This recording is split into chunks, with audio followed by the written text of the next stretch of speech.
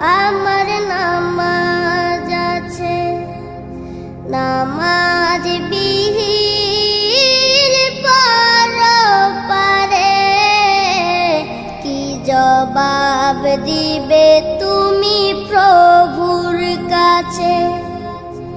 প্রভু